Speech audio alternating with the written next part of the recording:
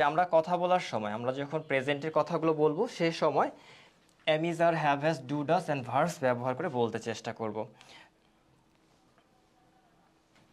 So এখন স্ক্রিনে বেশ কিছু বাক্য দেখতে পাচ্ছেন। আমি যদি এখন জিজ্ঞেস করি যে স্ক্রিনে যে বাক্যগুলো দেখতে পাচ্ছ সেগুলো কমেন্ট করে বলো বা মুখে বলো, হয়তো অনেকেই পারবা অনেকেই পারবে না। সো যারা পারবে তাদের জন্য তো ভালোই, আর যারা পারবে না তাদের জন্য কিভাবে আমরা সহজ করতে পারি এখন সেটাই চেষ্টা করব। সো দেখো এখানে তোমরা একটি শব্দ দেখতে পাচ্ছ, সেটি হলো শি। এই শব্দটার সাথে আমরা কিন্তু সবাই পরিচিত, তাই না? শি মানে কি? সে। শি অর্থ সে অথবা তিনি। সো শি আমরা সে অথবা তিনি অর্থে এটি ব্যবহার করে থাকি, তাই না?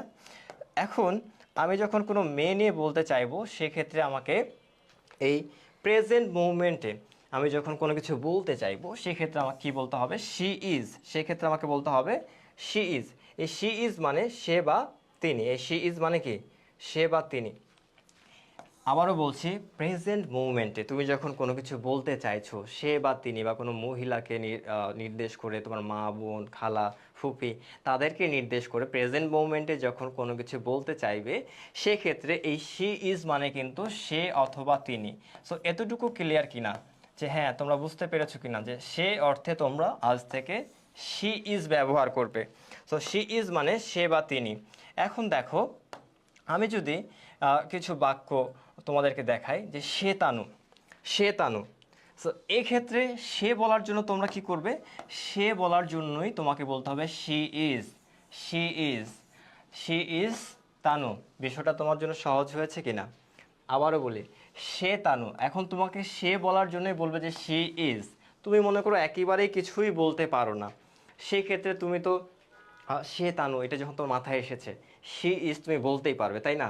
তুমি শি ইজ বলে তারপর থেমে গেলা যদি যাও সেক্ষেত্রে ভিন্ন বিষয়, কিন্তু এই যে শি ইজ এতটুকু শিখেছো, এতটুকু তো বলতে পারবে আশা রাখি।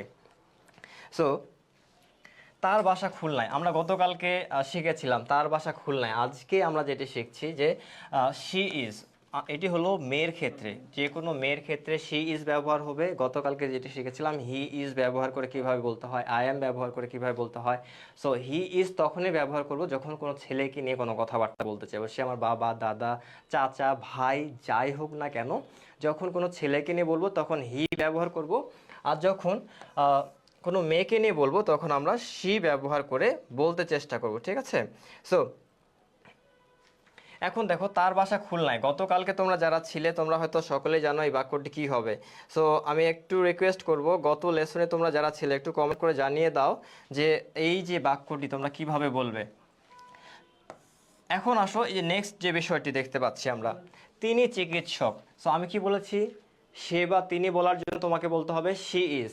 তাহলে এখানে তুমি কি করবে? শি ইজ, এটি শুরুতেই বলবে কি? She is. শি ইজ বলার পর চিকিৎসক, চিকিৎসক ইংরেজি হলো doctor. So she is doctor.